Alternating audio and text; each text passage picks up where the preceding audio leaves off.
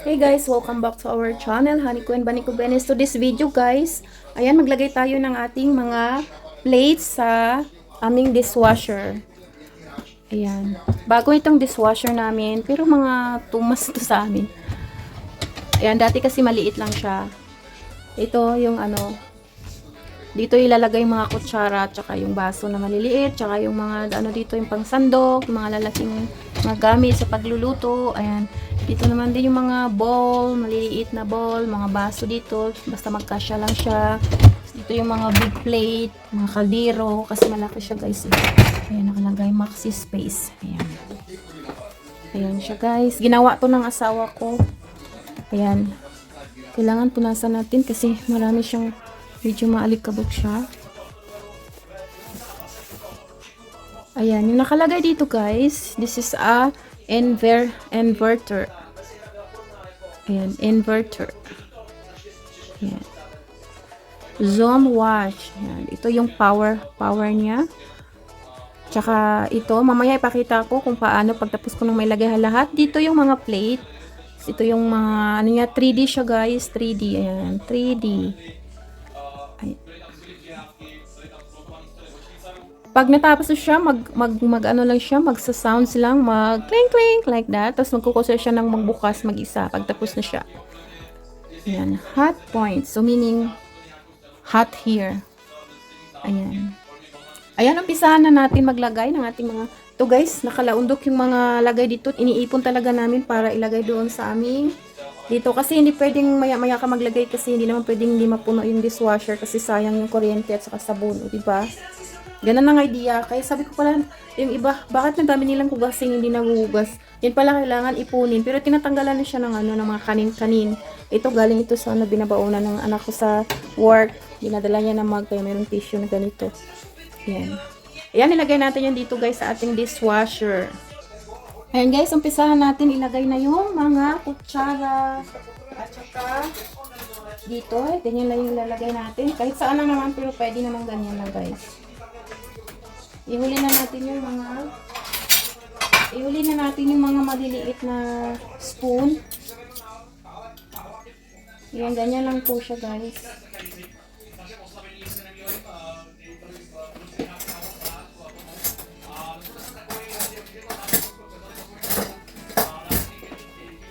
Dito po natin ilagay yung ating, ayan, dyan po ilagay yung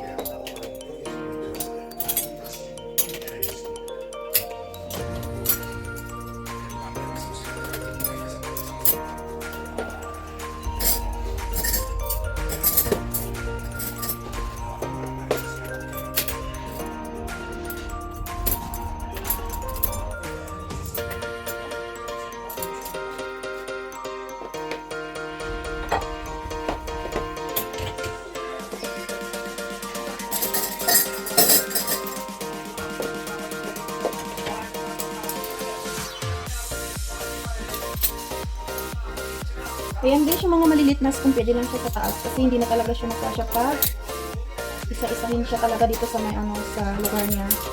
Kaya pwede lang siyang iganyan. Ang importante na sa loob siya at nakataob kasi para hindi mag-stay yung water. Ayan. Ganyan lang po siya guys.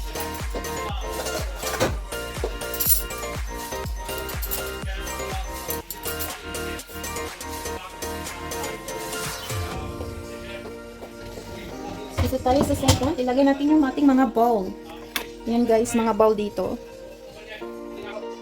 Yan po yung mga bowl dito, ganyan.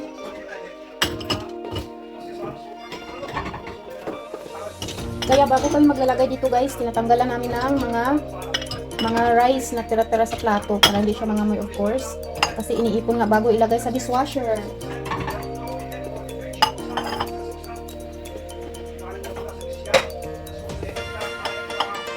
Kailangan ikaw siya hindi siya mag-umpugan.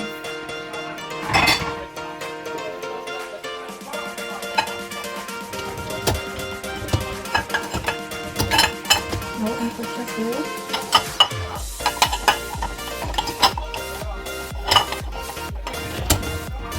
Ayan, pinatry natin kung maumpos siya.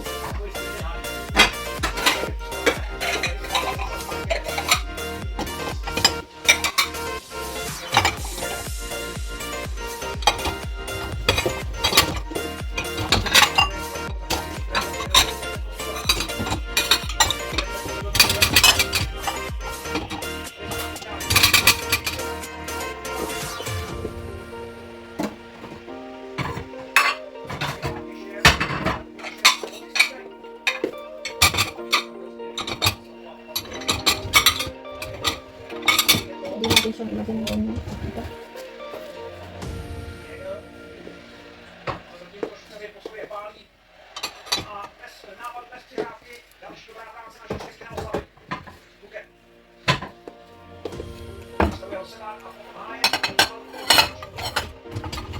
Ayan, pwede na siyang ganyan guys para pagkasyahin natin sa loob.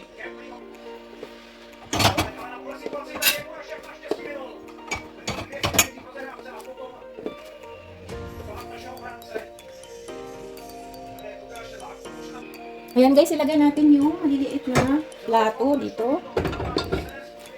No, hindi maliliit, yung malalaki pala guys. Ayan, dito natin ilagay.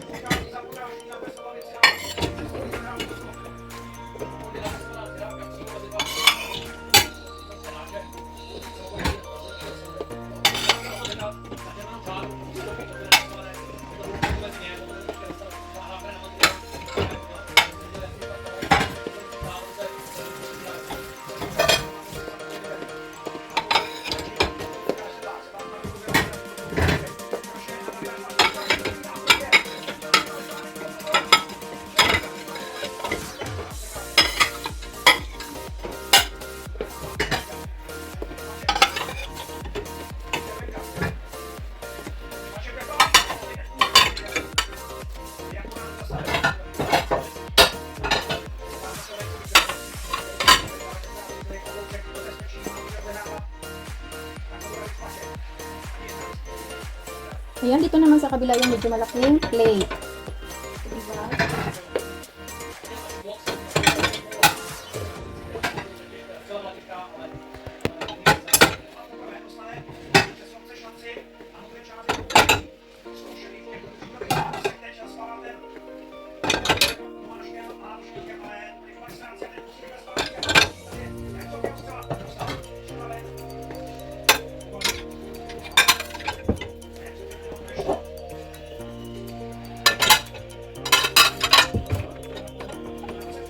Tapos doon sa loob guys, ilagay natin yung mga baunan kasi wala namang kaldero na ilalagay dyan.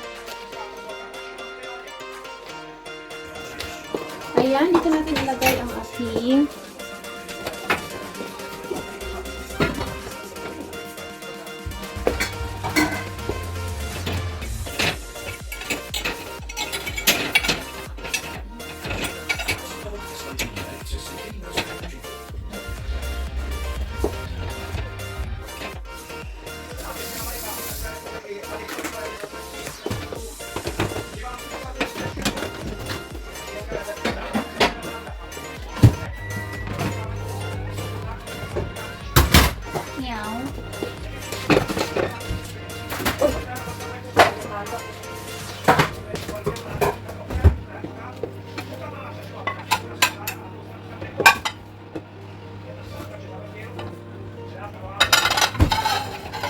Papuro ko pili.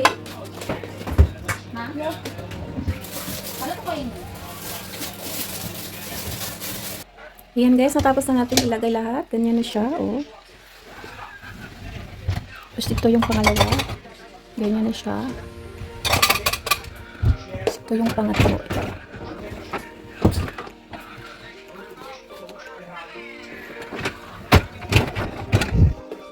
Tapos ito yung ating dishwasher leaking bar. Ito yung laman niya, yan. Lagay natin dito.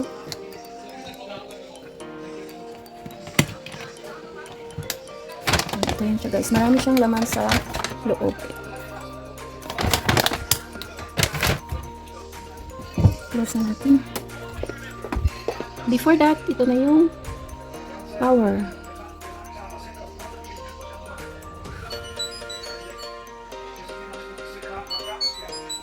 Kailangan nakapito siya. 3D. Then okay. Yan yung okay. Diba? Natunog siya. Ibig sabihin. Ayan, i-press natin siya ulit kasi nakabukas siya ulit. Ayan, tapos. Okay na yan siya.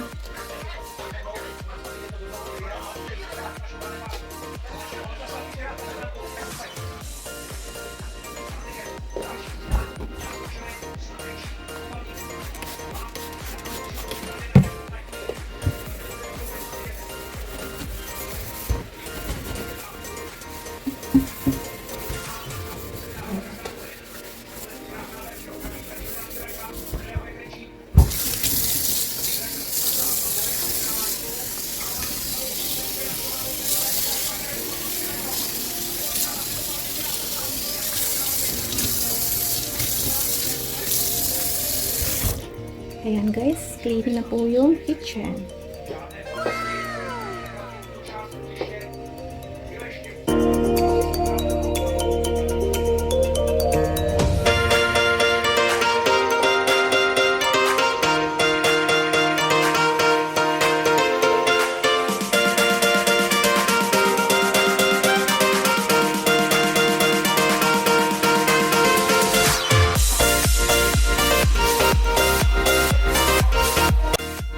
Ayan siya guys, ganito na siya after finish our dishwasher.